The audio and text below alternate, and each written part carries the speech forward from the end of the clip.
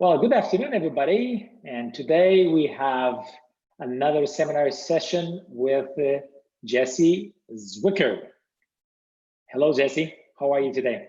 Hi, Ruben. Hi, everyone else. I'm doing great. Praise the Lord. Very good. So this is the second part of our seminars this afternoon. And today, Jesse's going to share with us, he's going to introduce the actual title, and we are going to be blessed, certainly. Very quickly, I want to introduce Jesse. Jesse is a good friend. We've been collaborating for some time now, and Hive is amazing. And I know that you were a missionary in Honduras, and you profit a lot from Honduras because you gained a lot of business experience that you're going to share with us because you saw a need, and also you found your wife, right, with Jesse? Isn't that the case? The most profitable business venture. The most profitable.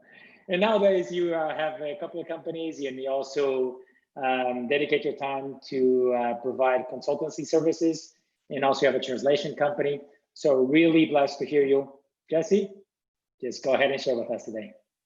Thank you, Ruben. Why don't we just start with a word of prayer, and then we can just dig into the topic, business in prophecy. All right, let's pray. There you go. Dear Father in heaven, Lord, we just want to come together this afternoon to study your word, study prophecy, and study what your opinion is as to how important business really is to help advance the work in the time of the end. And so we just ask for your wisdom. We ask for your Holy Spirit to be present, to speak to us this today. In Jesus' name we pray. Amen. Amen. Okay, good. Let me share my screen and we can roll into our presentation. All right. So here we have, this is the title, Business in Prophecy and the Three Angels' Messages. So what in the world does this worldly thing like business have to do in prophecy, and especially in the Three Angels' Messages? We'll study into this whole thing much deeper, and preparing for it, I got so energized just reading all of the stuff and finding out that there's way more content around this topic than I ever could imagine myself. So I'm excited to share this stuff with you, and we're gonna dig into it right now with our first quote from Christ's Object Lessons. You might have heard this quote in the past. Religion and business are not two separate things. They are one. They're the same thing, and they really complement each other.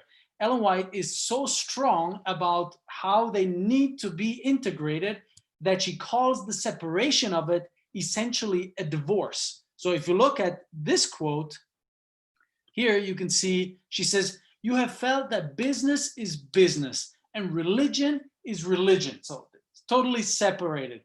But I tell you that these cannot be divorced. She's talking about divorce. You are not to put asunder, and listen to the language. This is wedding language. My brother just got married on Friday, and this is the wording that is used when somebody gets married, right? You should not put asunder that which God has joined. Business and religion, whichever one is the man and the woman, but these are the two that are a couple, and they should be presented as a divinely appointed couple.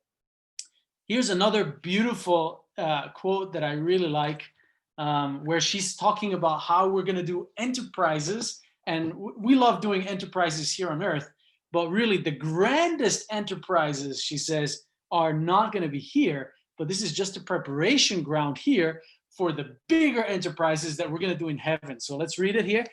There in heaven, every power will be developed, every capacity increased, the grandest enterprises will be carried forward, the loftiest aspirations will be reached, the highest ambitions realized. I just love this quote, because it really gives us a sense that what we're doing here is really just a training ground, even though sometimes we think in entrepreneurship, we think what we're doing is cool stuff and so forth. But really, what we're going to get in heaven is going to be so much more, and so much more entrepreneurship is going to take place in heaven. So I'm very excited about going to heaven to get started on some of these cool projects up there.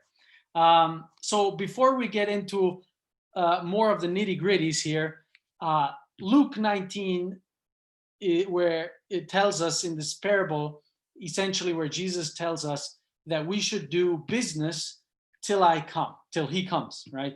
And that we shouldn't get like stuck just getting rid of everything and then not being able to do anything anymore because Jesus might come tomorrow or in a few days or in a few months, as some people believe. And I believe that Jesus is coming soon, but the idea is really to do business until we cannot do business anymore. And part of that is that the business that we are engaged in should not be this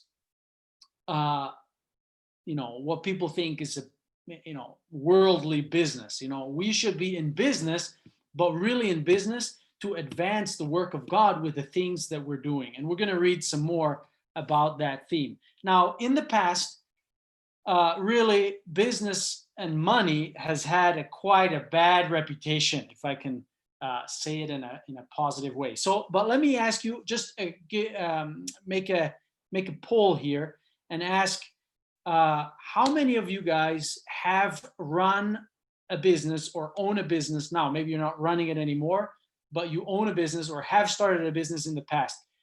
You can answer that poll right now, and we're going to continue with these, and then we'll share the result of that poll.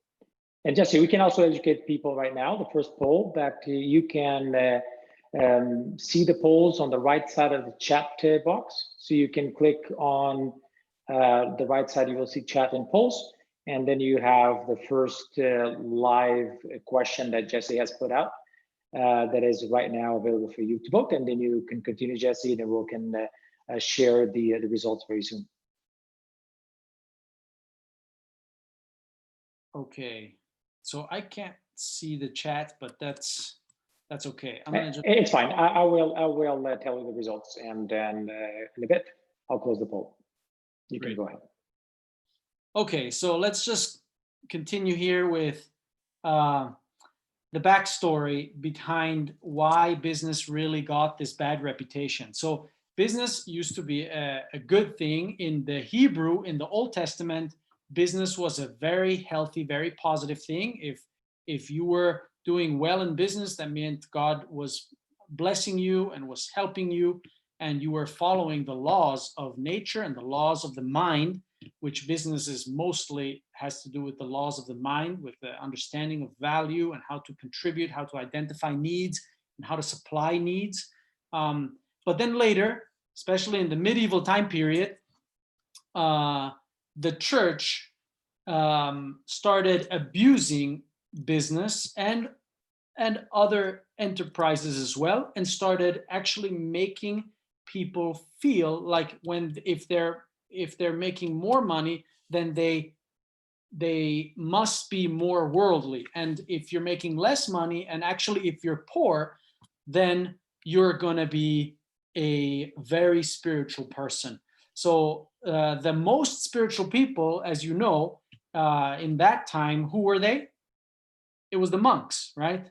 And the monks, many monks, not all of them, but many monks, like Martin Luther himself, as an Augustinian monk, he had to make a vow of poverty as part of being a spiritual person. And and then that came together with the church, creating business models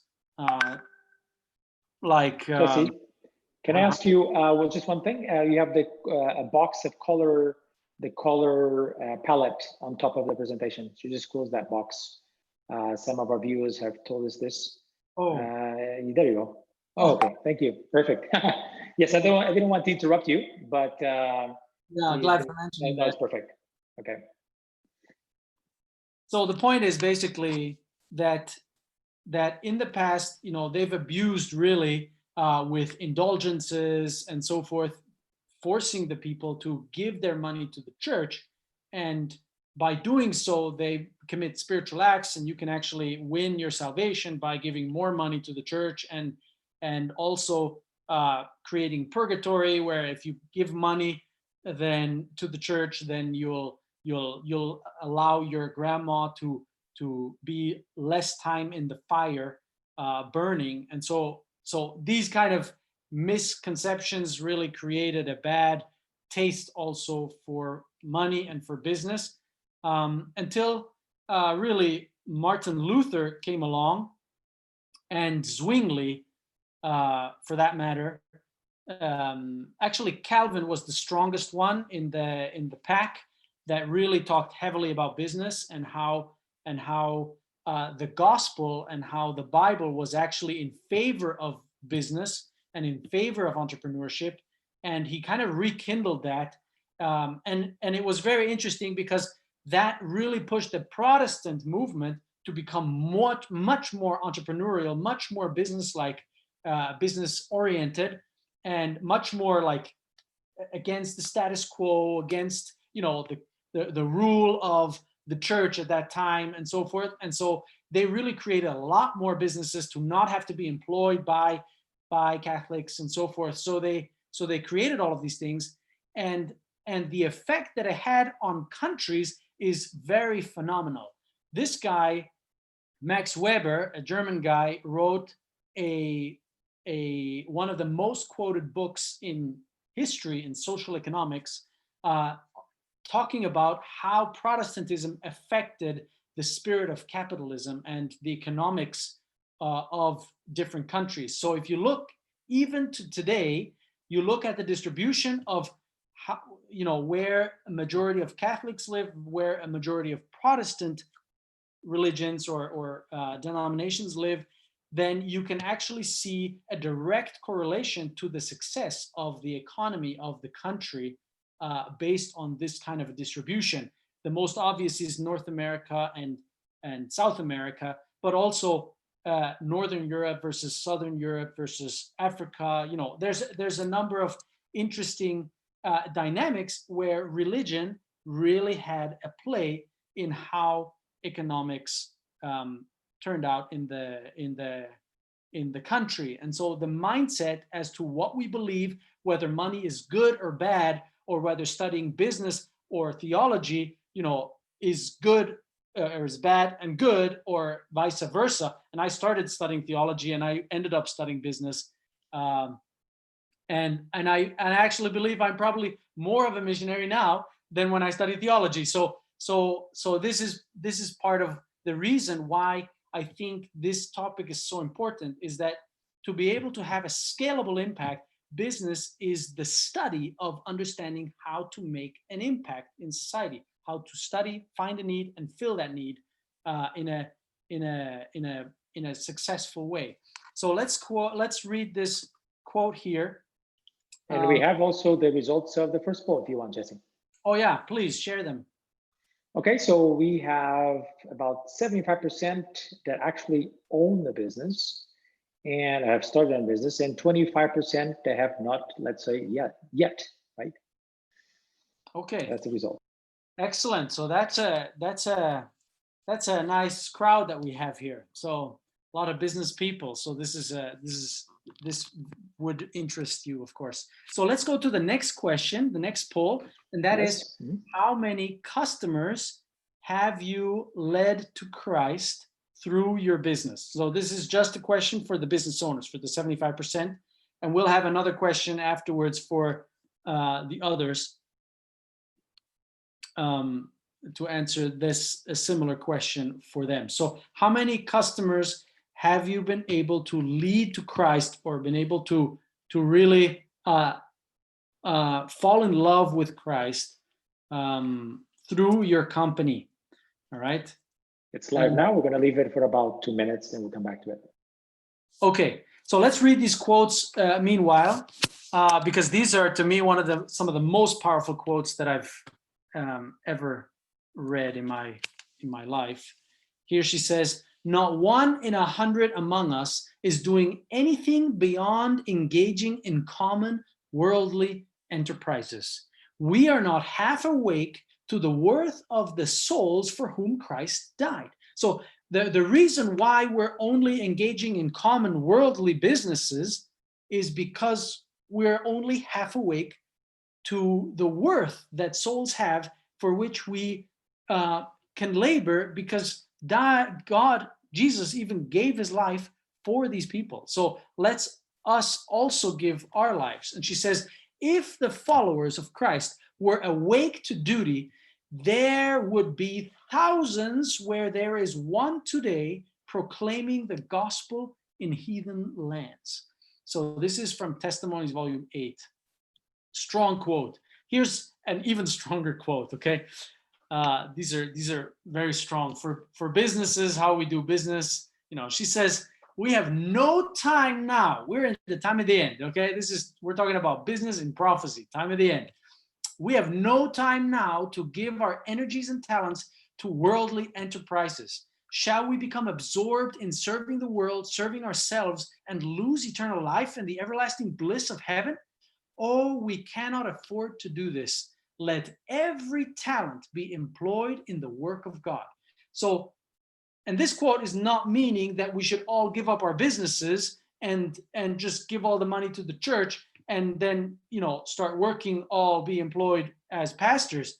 But the point is that we should learn to utilize all of the social influence that we have with our businesses, with our employees, with our clients, with our partners, vendors, and use that to actually positively impact and positively influence all of these stakeholders and be able to help them to actually make a step towards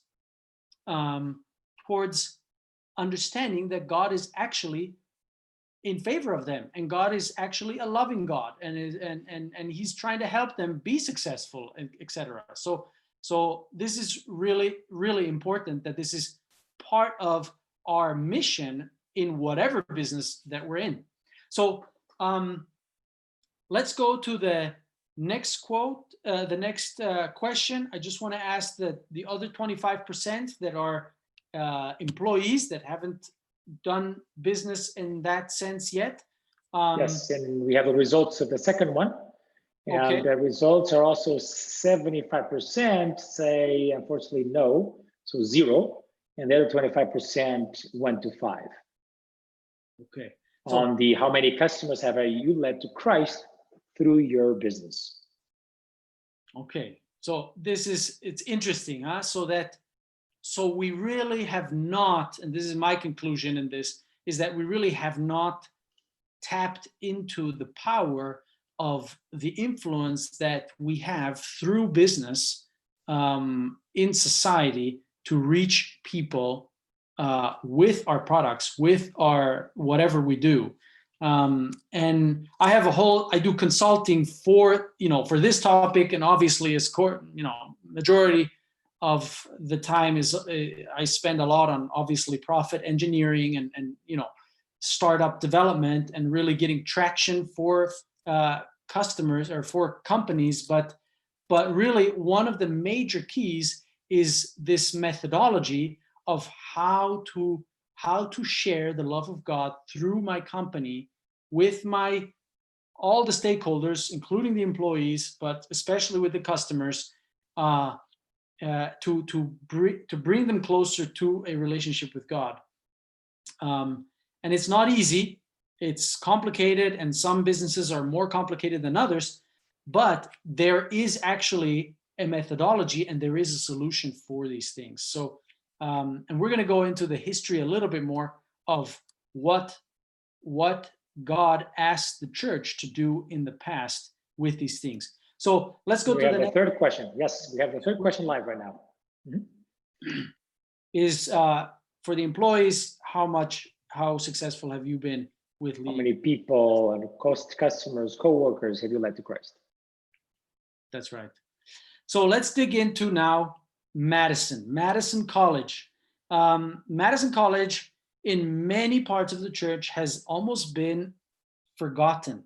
And I'm really, really almost sad that this has happened, because this was, to me, one of the highlights of the Adventist Church, and one of the visions that Ellen White had about starting this kind of an institution, which was run by Adventist professionals, lay people, starting this kind of an institution in right outside of Nashville in the United States, starting a school that was totally, and back then the term entrepreneurship was not known. So Ellen White called this college a self-supporting college. It was the first self-supporting college. And some of the features about this institution are written here in this book, Madison, God's Beautiful Farm. I highly recommend it. It doesn't share all of the details, but it shares a lot of the story, a lot of the principles and the values that this institution had. This institution was so successful in the United States that it actually was mentioned and was actually written about. A whole article was written about it by the president's wife in the United States at the time, to talk about this only self-supporting, the first and only self-supporting college in the United States, and probably in the world. No student was allowed to even pay tuition. Isn't that amazing? Most of our colleges would not survive if that was the case in their situation. So this is one of the a picture that was taken just 5 years after the institution had started, and these were a lot of the workers that were already working there. It was started by E.A. Sutherland, Edward Alexander Sutherland, and Percy McGann. They started this program, training people. And Ellen White, here she is right in the middle, a little bit to the left. She was on no other board in her entire life, not even Loma Linda, not even Battle Creek, except on this institution, Madison. She was on this board to help give it the shape that it needed to be able to make this impact. And she makes quite a number of statements. And at this school, at this college, they were training essentially what we would call entrepreneurs, but missional entrepreneurs, not just normal worldly entrepreneurs going to do business and make profit, but really using all of their means to advance the work of God, to reach customers with the gospel. And they created a number of products. Here you can see most of the soy-based products were invented at Madison. So soy milk, soy coffee, soy, 30 different types of products, soy meats, all these substitutes they invented in there that we eat today. Probably many of you drank some soy milk today or something like that. So Madison College had, at its peak, 1930s, 1940s, had over 450 students on site in their campus. None of them were paying tuition. All of them needed to do business or work in a business or start a business together with a few other students to be able to pay for their tuition, to be able to sustain the institution. And so they had, at its peak, they had over 50 businesses running simultaneously, and over half of them were run totally by students, started and invented by students. They had a big sanitarium there. They had the Madison Foods, which was widely known in the United States, going into all the parts of the states. They obviously continually invented new products. They had the farm, the agriculture was a big part of the whole thing. Some students started a broom factory, they had stores, they had restaurants, they had They had a number of things. They had a blacksmithing. They had, they had all kinds of things going on in the institution. And when these guys got graduated, when they finished, it started with just a short course, like a year course, and then it became 3 years, and in the end 4 years. And they started all kinds of institutions all over the country, and then all over the world. They taught business and accounting. They did research. They eventually, actually, this is the institution that helped start ASI. The founder, E.A. Sutherland, was then asked by the General Conference to start this association of self-supporting institutions. This is what they called it. That's what ASI stood for at the time. And so they helped all these different schools, starting all over, sanitariums and restaurants and health food stores. And so ASI started becoming this umbrella organization for all of these institutions. So let's read what Ellen White says about Madison. She says, the school at Madison not only educates in the knowledge of the scriptures, but it gives a practical training that fits the students to go forth as what? As self-supporting, so self-sustainable, business-based missionaries to the field to which he is called. So they can go pretty much anywhere, because you can start a business anywhere if you know how to do that. And then she says, and this is why I know I'm not really inventing this whole thing, is that what was the most important thing that they trained at Madison? And I always think, well, it must be Bible, but actually Bible was important. But she says they have been learning to become self-supporting, and a training more important than this they could not receive. So this was the most important thing that Madison did for the church and for the world and for the students, was to teach them how to be self-supporting. And they did that by teaching them how to identify a need in society and how to fill that need and start a small business, a small scale company that has an influence in that society and uses that influence to reach people and actually help people.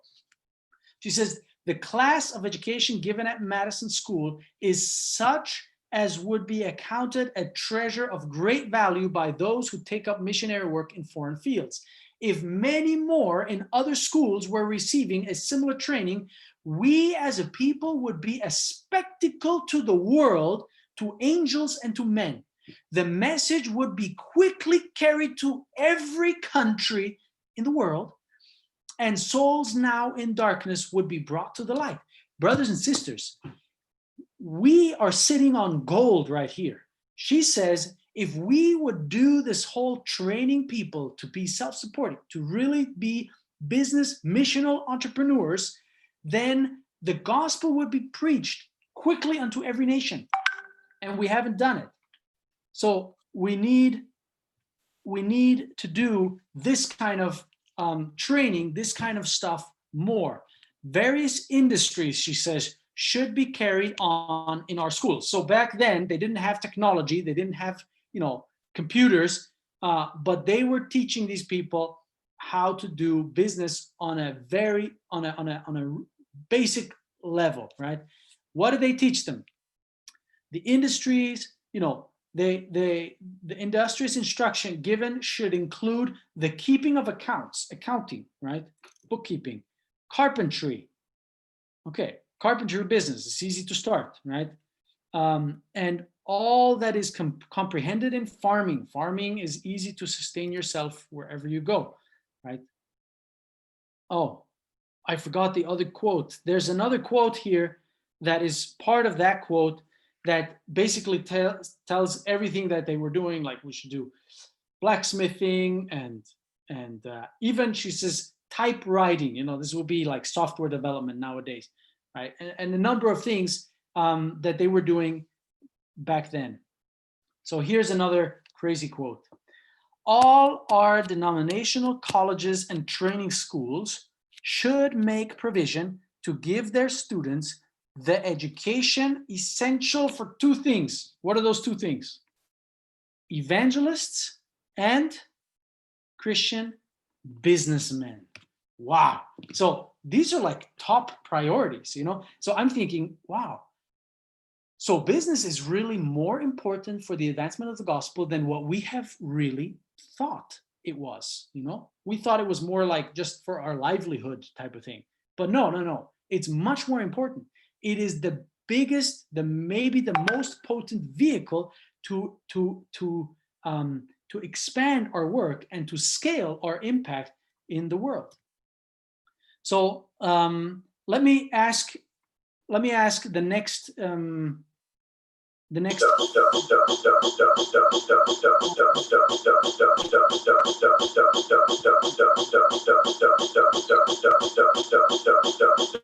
Ruben, are you there? The poll? Yeah. We have put already the poll, and 70% have not had the opportunity yet to share the gospel with a customer coworker. And then we have 20%, and then 5% were able to share the gospel with more than, or share. And actually, the question is, led to Christ. I'm not even sure it, led to Christ. So we have one person more than 10. That's excellent. Okay. So the next. The Madison question is also out, and the results are out. The 70% of our audience knew about Madison, and 30% never heard about Madison before. Okay. Good. Then we have here. So Madison to me is really like one of the starting points, and unfortunately, Madison, when the founder left and a number of things happened, it didn't continue. It wasn't able to continue. It was highly entrepreneurial. So anyway, so it's there's a number of factors why it didn't continue. So, but this is really like the founding, for me, one of the founding stories for establishing a college to train entrepreneurs to really access actually the people, the lay people that were not full-time engaged in doing evangelism, but they were just doing worldly business. And the pastors, we already have the pastors, they're already working full-time for God, but then what are we doing with all the lay people? Today, realistically speaking, we have about 99% of the church that are lay people.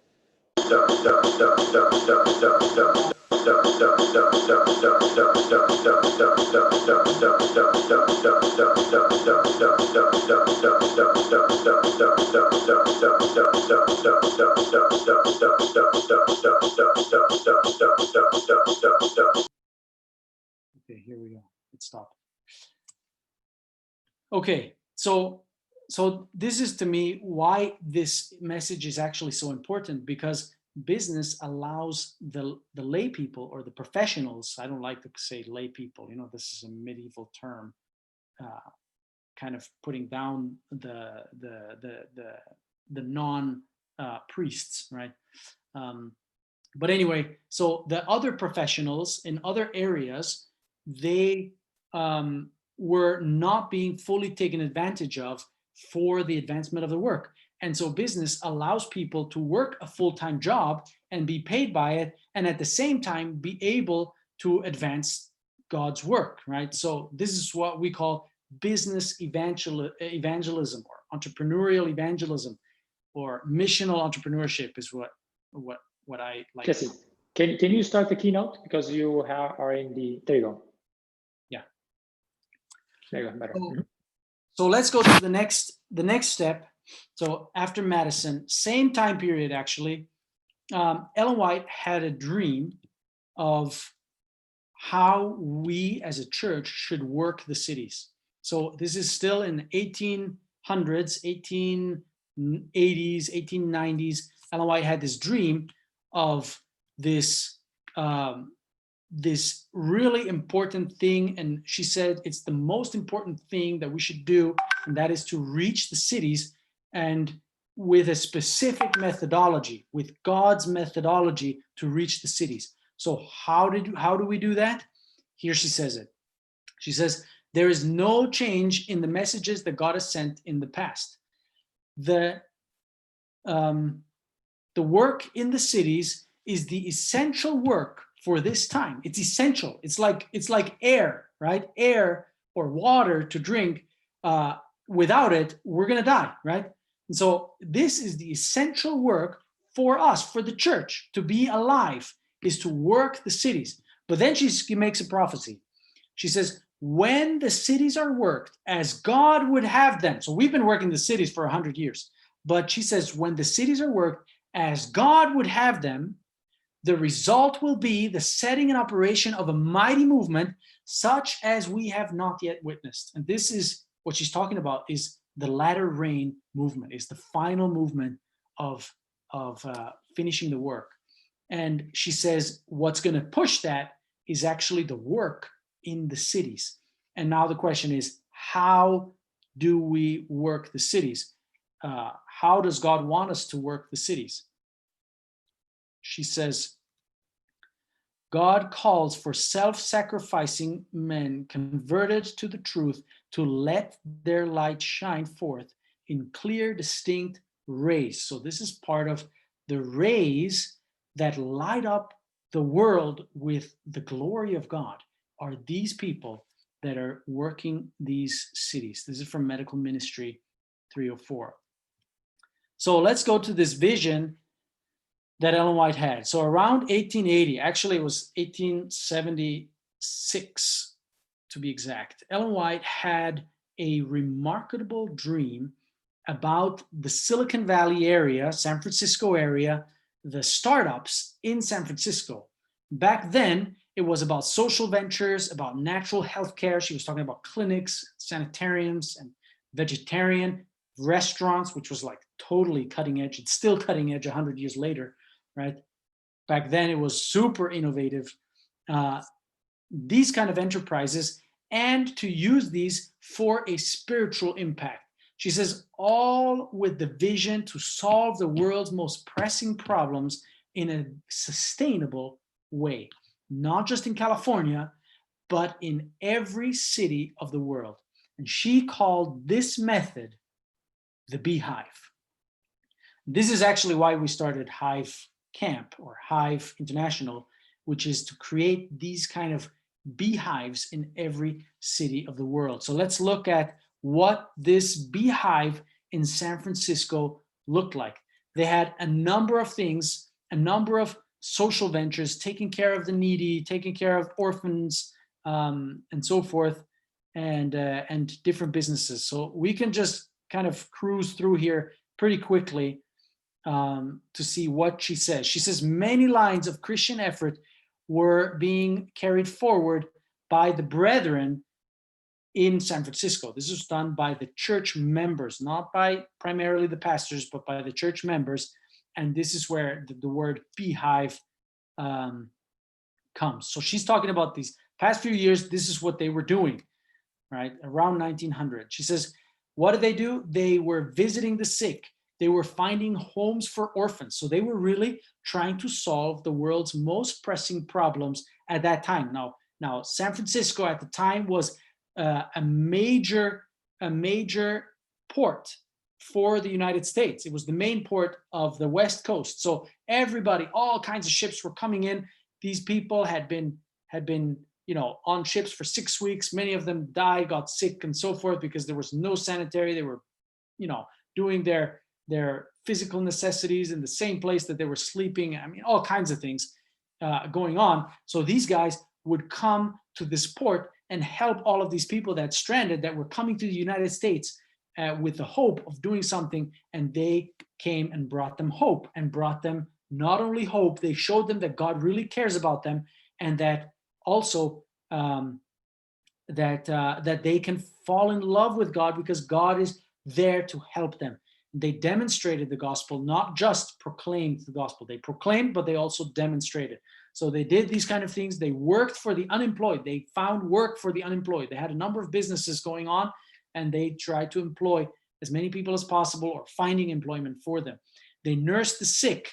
Nurses were going around to the homes doing medical work. They were teaching the truth from house to house. They were distributing literature. They did what we call literature evangelism now, right? They had these book evangelists. They were self-sustainable, selling books, even giving away some tracts and so forth. They were doing helpful cooking classes and also on helpful living. They had a school, like a daycare for children, in the basement of the Laguna Street Meeting House, which was the main church that they had there. They had a working men's home and medical mission. They had on Market Street, they had treatment rooms. They had a clinic going on. They had a sanitarium, St. Helena Sanitarium, which is now the St. Helena Hospital, as a branch of those treatment rooms in the city. So they had a lot of different kinds of social ventures and businesses, because these are all sanitariums, restaurants, clinics. These are all businesses, but with a focus of really helping and demonstrating the gospel, demonstrating God's care and love for these people. And then in the same locality, they had a health food store. Then they had a vegetarian cafe pretty much downtown in the city, which was open 6 days of the week and entirely closed on the Sabbath. And then along the waterfront, they did ship mission work, right? So this is what I was talking about, is that these guys were coming from the port, and they actually brought like crates of food, and they even helped them with like getting showers even there at the port, really helping these guys be able to have a good, nice welcome. Adventists were famous at the time for helping people at the ports. When people, there's records in the newspapers and so forth saying that, you know, people would come shouting from the ships saying, "Hey, are you guys the Adventists?" You know, and then they would say, "Yes, of course." And then they would say, "Oh, fantastic. You know, we're just so happy because we know that we're going to get taken care of." So they had a really positive reputation in the city. If the Adventist church had closed their shop in San Francisco, the whole city would have felt it terribly. And part of that, because of that influence that they had, then she says, at various times, our ministers then conducted meetings in large halls. Why large halls? Well, because all these people that had been touched, now they had trust with Adventists. And so then when they conducted meetings, then everybody would come. And so they had these large halls, and that's how the warning message was given by many. This is from Welfare Ministry, page 112. Then Ellen White says a very interesting quote about this hygienic, which is a different term for vegetarian. You know, non-hygienic was the meat stuff was very unhygienic back then. So hygienic restaurants means vegetarian. She says, in San Francisco, a hygienic restaurant has been opened, and also a health food store and treatment rooms. But these are doing a good work, but their influence should be greatly extended. And then she says, other restaurants similar to the one on Market Street, on that restaurant there, should be opened in San Francisco and in Oakland. And so basically, what is she saying? She's saying, man, we should franchise this kind of this restaurant that we have, and we should do similar ones in other parts of even the same city and other cities, right? And so, unfortunately, we haven't figured out, or nobody really has figured out a working franchise for our restaurant work and all the other things. But we should franchise. We should think about scaling. You know, this is 50 years before McDonald's even started, right? Which is the first like operating franchise. So we had the vision, but we missed it somehow. So I think it's time to catch up and get going. So the whole idea of the Beehive is really to create this network of many different types of businesses and ministries and social ventures, and all of them are integrating themselves to help each other, to lead one cut from one customer base to the next, to send them to there. You maybe are not able to lead them to Christ, you know, in your business, but you can recommend them to go, hey, look, there's a lifestyle center over there, and they might spend more time with you, you know, and they can have more impact and more influence and help you really show help them see that God cares for them and that they can fall in love with them. And that's how then they were brought then to the church, not as trying to convert them or trying to baptize them, but essentially they just want to be part of this cool, awesome movement of everybody using their talents to really solve these problems of society and demonstrate the gospel in the most holistic way possible, which includes everything that we believe, because it helps us actually be these better people by God's grace, right? So that was the Beehive. I hope you're all fired up for starting some Beehive somewhere around the world, and we're more than you're more than welcome to call me, and we can work on stuff like that. We're doing now Hive camps, these events all over the world to promote this idea and to promote missional entrepreneurship around the world. Here she says, has a number of quotes where she says that we should use not just the ones, the methods that she has mentioned, but also other methods that we should use. She says some of the methods used will be different from the methods used in the past, right? But let no one, because of this, block the way by criticism. So we really need to be open to new methods and new ways of doing the work, right? So here's some of the businesses that she actually mentions, and in a very scalable way. She says restaurants we should have in every city of the world, sanitariums outside of every city of the world. Guys, you know, we have employment for all Adventists around the world if we would just do this stuff that has been told us, right? She says health food businesses in every country. She says it's very, very, very important that we create these businesses or these health food manufacturing locally, right? Because international, she says it's difficult. And any other business, she says, in medical ministry. So we really need to work on these things. She says the closing message of the gospel to be carried to every nation, kindred, tongue, and people, from Revelation 14, from the three angels' messages.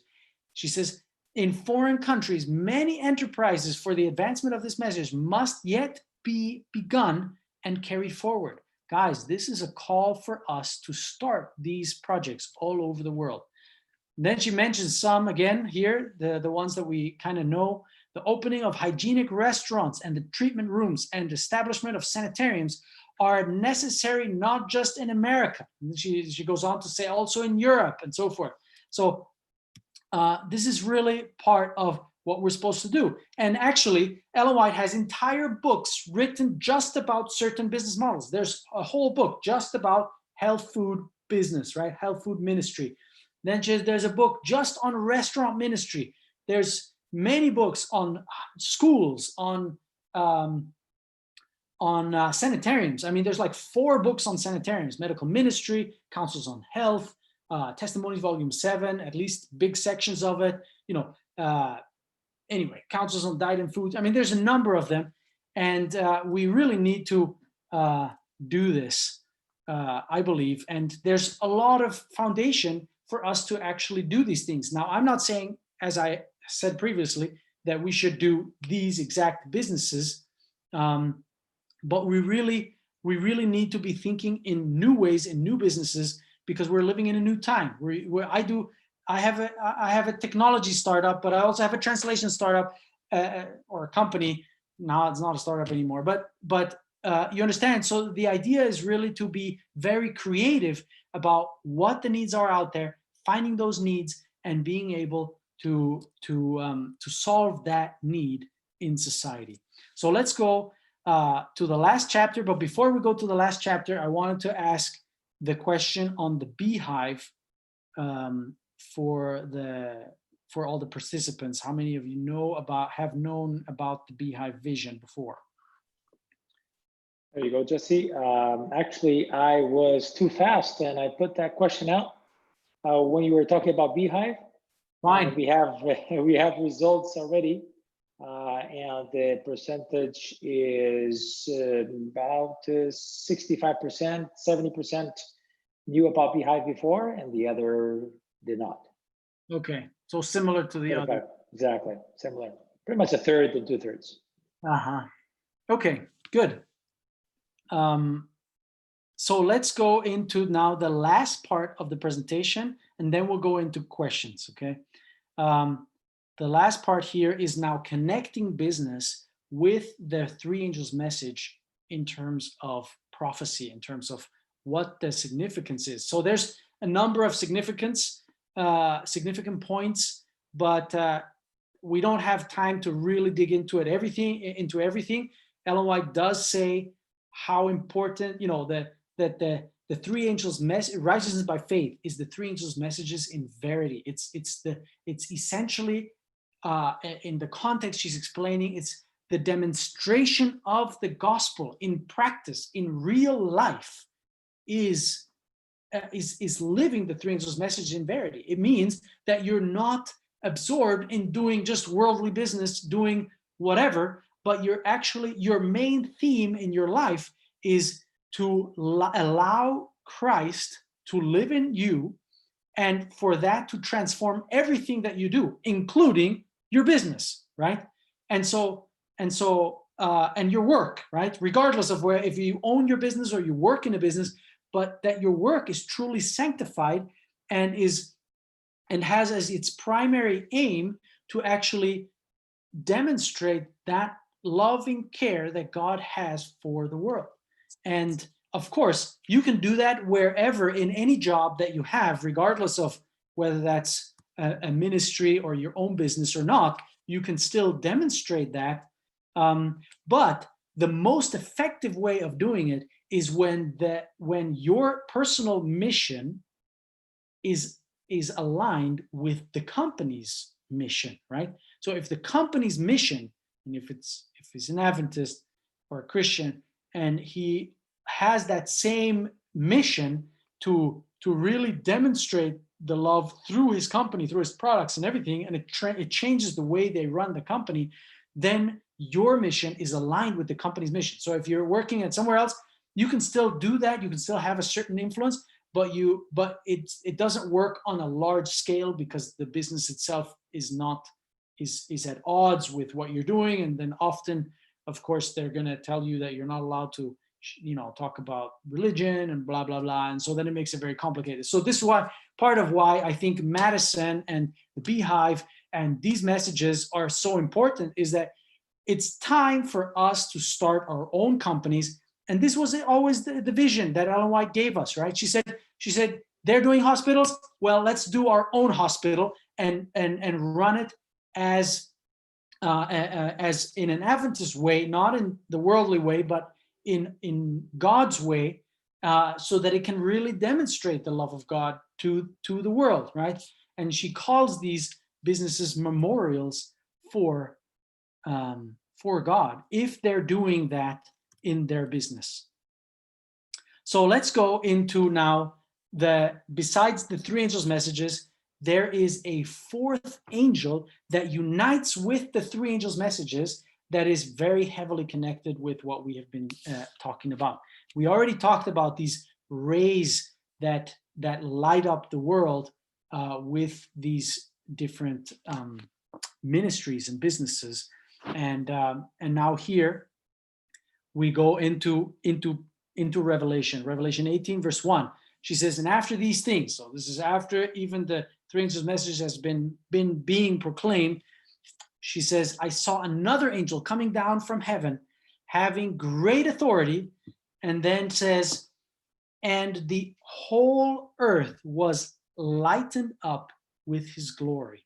And so this angel comes down shouting and lightening up the whole earth with his glory. Now, what is the glory of God? Glory of God, just a very quick Bible study, Exodus 33, verse 18 and 19. Here he says what that God demonstrates what that is. Moses talks to God, and he says, Moses says, now show show me your glory, right? So what is God's glory? Well, here it is. And then God said, I will cause my goodness to pass in front of you, and I will proclaim my name, the Lord, in your presence. And I will have mercy on whom I will have mercy, and I will have compassion on whom I will have compassion. And that is my glory. So what is God's glory? It's actually his character of love and compassion and goodness, right? That's really the glory of God. And so this glory that now back to Revelation 18 lightens up the whole earth are the people that are demonstrating the goodness, the mercy, and the compassion of God in a loving way. So it's the demonstration of God's character that ends up lighting up the whole world with his glory and showing to the world, giving them the last chance to say, oh, I want to be part of this, right? Or not, right? And they have that choice. And so LOI makes this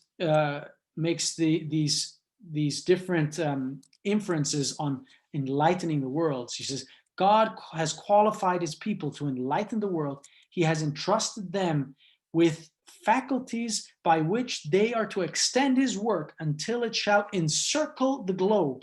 So it's really a worldwide scalable idea of how we can do that. And then it continues saying, in all parts of the earth, they are to establish sanitariums, schools, and publishing houses, and kindred or other facilities for the accomplishment of his work.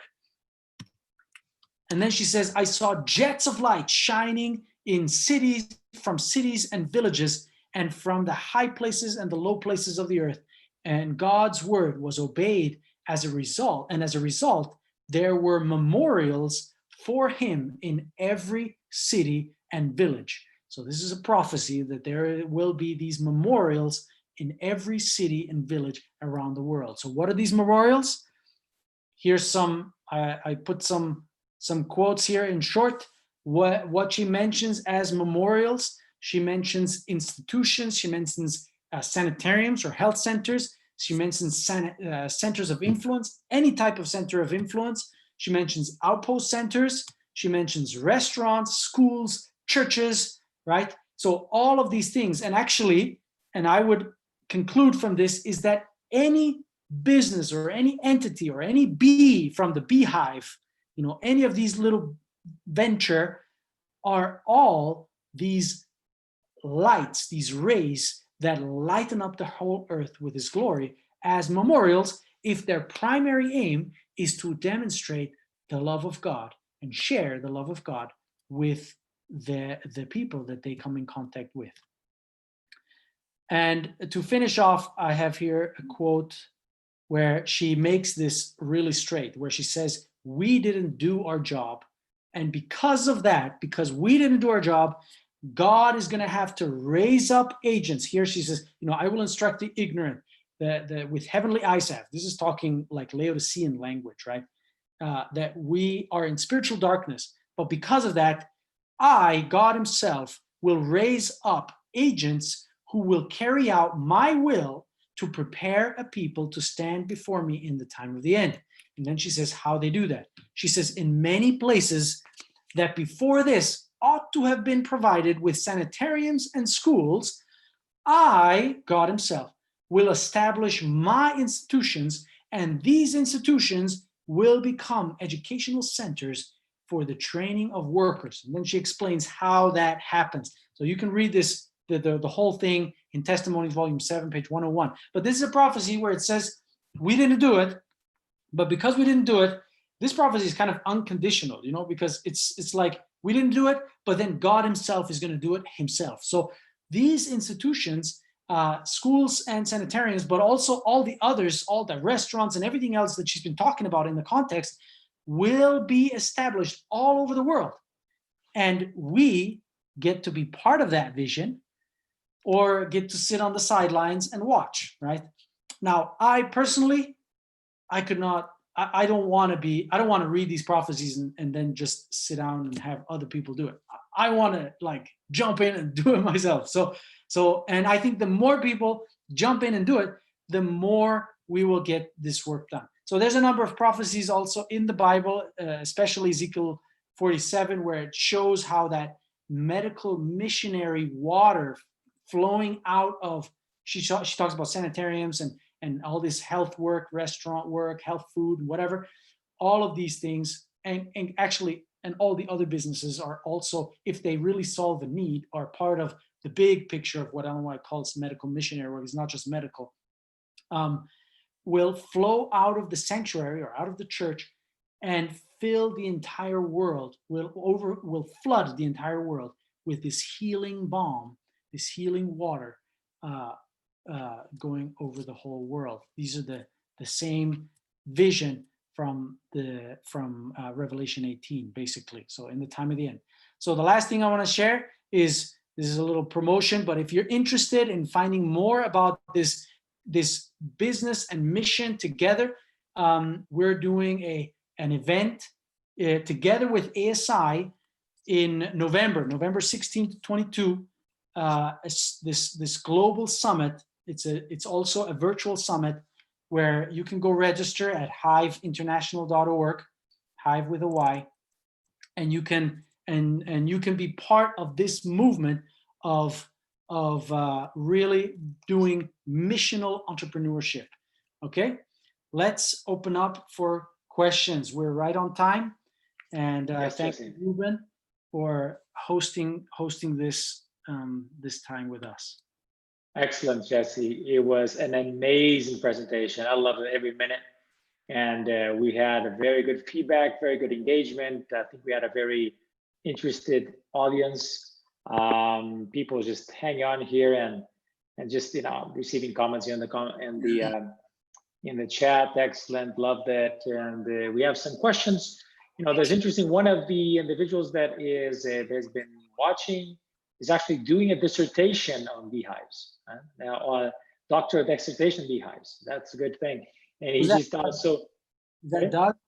That is correct. That is correct. So. I got some content from him, so. Oh, good. There you go, Doug.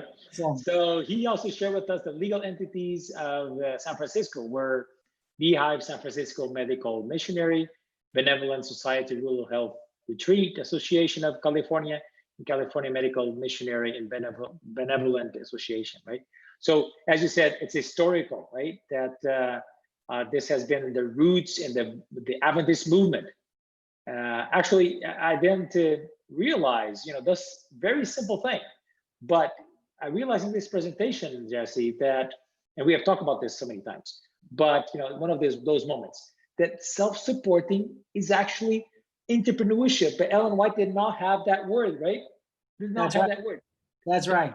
Now with this word that we use so much, and it seems like she never mentioned it, but she mentioned so many times. Exactly. Because it's self-supporting. It's amazing, all over the place. And the need for actually to get out there and do something, put your talents to work for the mission with the things that actually passion you, right? Because as you said, somebody might be involved in one thing, somebody another thing, right? That's what makes a difference.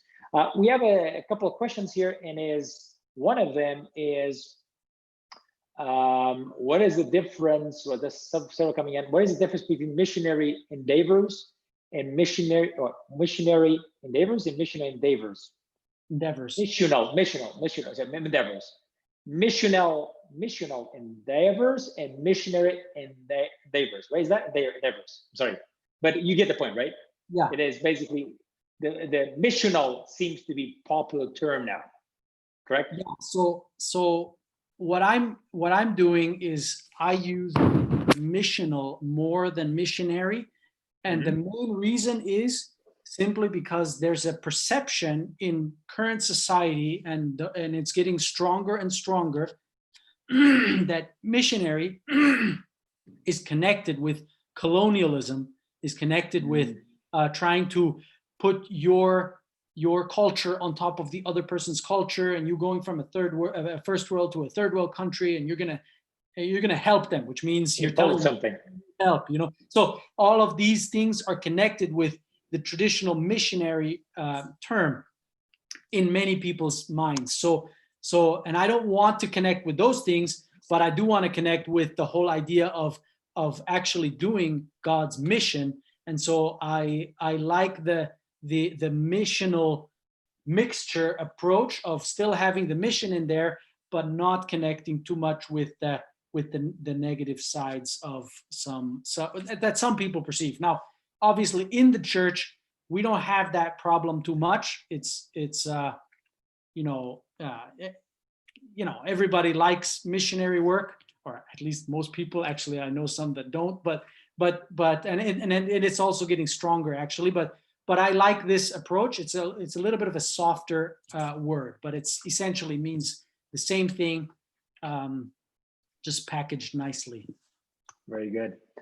Another question is, what advice can Jesse give to start the urban center of influence business as a mission and work with the church? So we always have actually this morning we had a similar question in a different context. How can I integrate these ideas that are self-supporting to actually work together with the church, my local church? Is that a tough one, Jesse? The local church or with the Yes. Well, let's talk about the local first. Think global, act local. So the LOI has a really cool statement, and because of lack of time, I took it out of the presentation.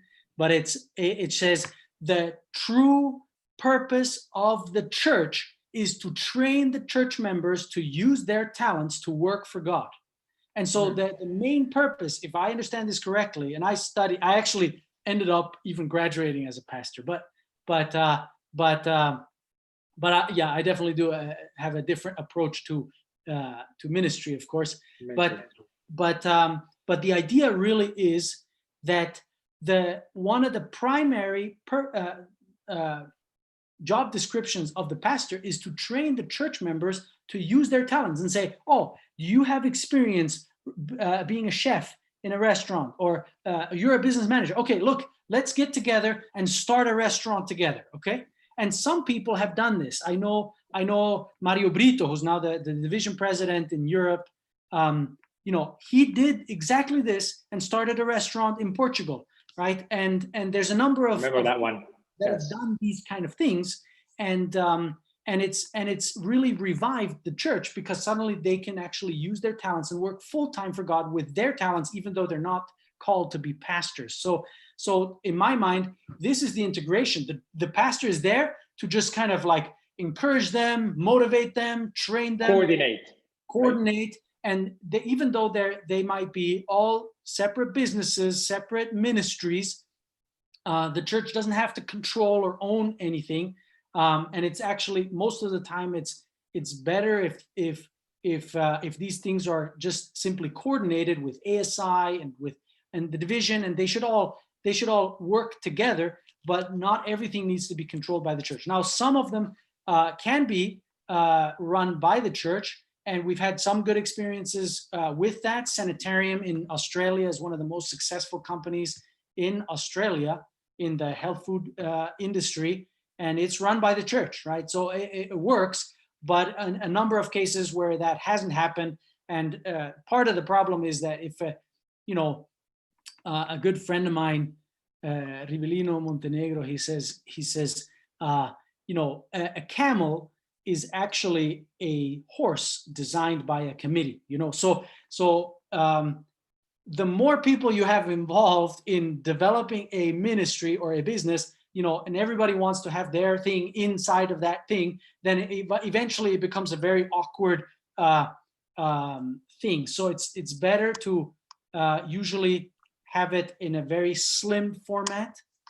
And I'm not against committees. Committees help and advise and do good things, but there's a place for each of those in this work, and some of it is really also good when connecting with the church or with the centers of influence. And Doug Vinn, who's here listening and commenting, he's one of the more experienced guys doing it with the church. He's working for the General Conference and helps develop some of these projects. And they have a number of very successful projects that are working under the church. The church is also very interested in doing more of this kind of stuff in the MENA region and in the 1040 window, where they really can't go in as missionaries. They have to go in as business people. Mm-hmm.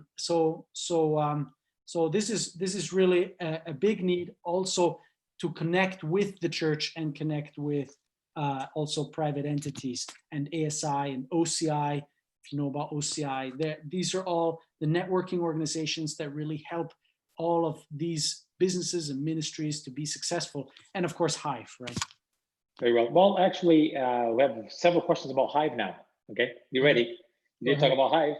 Yeah. It was a good promotion. That's a great program that I endorse fully. You should make plans to be part of this event in November. It's going to be very exciting. This is the first time ASI is doing a virtual event. We have learned a lot, and I hope that together with Hive, we're going to be doing better. Okay. The question is, what if we register as a group of students to the November event? Can we submit some projects? Another question. Another question. Are you guys offering courses of coaching to Adventist students? So pretty much related, but you see, there's some people that want some deals here. Jesse, what can you tell? Yeah. So we do. So you're all welcome to come to the event if you want to register as a group. Was that the question? I think that was the question. Yeah, if there is what if we register as a group of students to the November event? I don't know exactly what, let me see if the person is adding some information here, but the question is related to can we come as a group?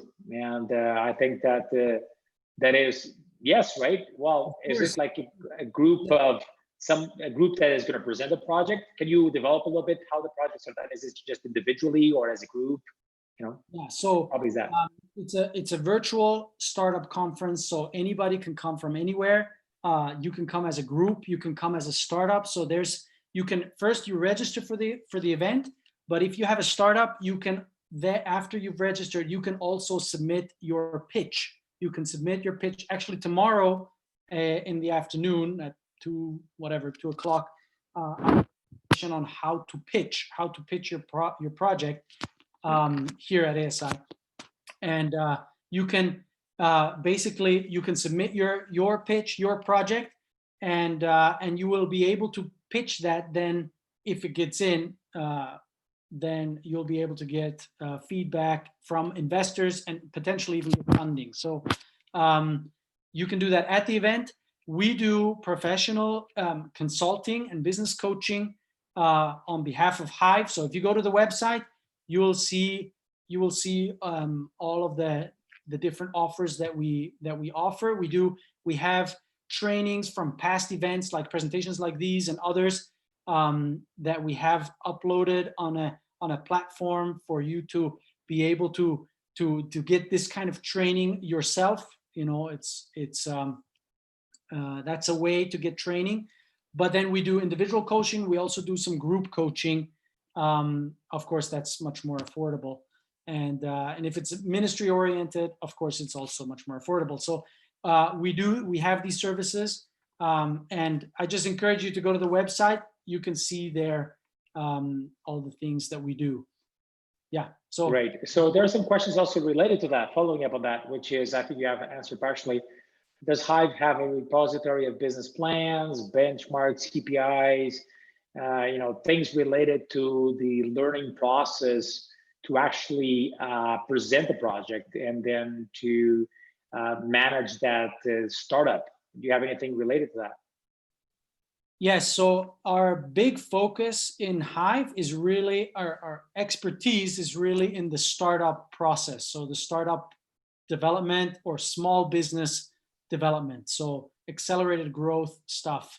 So we do have a lot of best practices on how to do all of the different steps of like developing your company into, or developing your idea into an MVP, a minimum viable product, so that you can start getting traction and going from there, validating your idea with customers, with real-time feedback, and iterating and pivoting into a really profitable and a business that really has traction, and then can also make an impact, a spiritual impact as well. So we go through that process through consulting, through coaching, as the people.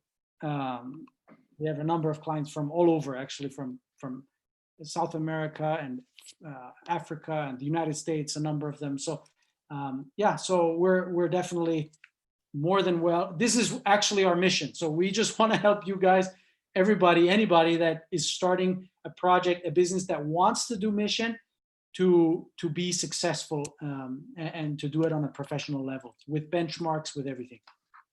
Very good. We have several questions related to that. I think you have answered most of them. One is actually, is this a worldwide, anybody can pitch and present for November? I think you have answered that one, right? Everybody from all over the world. We're excited. We're maybe 1,000 people to come. A few of them, a number of them. I mean, we used to have, in smaller events, we have about 1/3 of the people that want to present a pitch. And I expect that to be even larger, simply because it's virtual. You don't have to fly anywhere. It's much cheaper to get in front of a lot of investors and other, and other business leaders from around the world. So it's and get top-notch training from Adventism, right? That's the big pitch, right? It's unique. You don't get it from anywhere else, right? Exactly. That's the unique proposition. Hive, you can't get from anywhere else. I participated in Hive, and I can tell you it is a life experience. If you're really serious about startup and mission, you should attend Hive. And now it's going to be available worldwide, November. You should attend. Well, Jesse, we'll run out of time. There's some other questions, but pretty much I think we have covered them.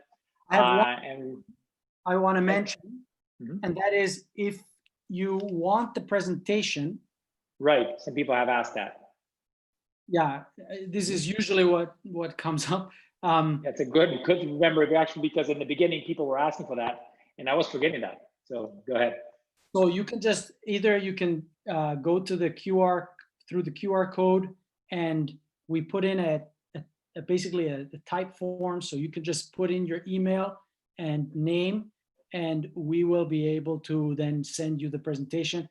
Usually I always put my email address, but then let me see. I'm going to do it right here on live. So what you do is you scan with your computer, with your phone, right? Yeah. Right, there you go. And I'm doing it, everybody. So you should be doing this. Just pick up your phone, scan the QR code that Jesse shared. And here I am, right? Wow, that's amazing. Good stuff. I like it. Very quick and practical. I'll get you the presentations, and you can have all the updates for what's going to happen with Hive and so forth. So okay, so I hope that everybody had that chance. We give a couple of seconds for that. Thank you very much, Jesse, for your excellent presentation. It was really, really juicy. You had a lot of good things, and I love the fact that you have done very good deep research and is well fundamented with facts, with a spiritual prophecy. As you said, we have an entrepreneurship cultural legacy, and we should be doing much more than what we're doing, right? We motivate everybody to get involved in mission through entrepreneurship. Amen. So thank you, and have a rest a good day. And we invite you tomorrow for more seminars, as well as tonight for the plenary session. Thank you, and see you next time.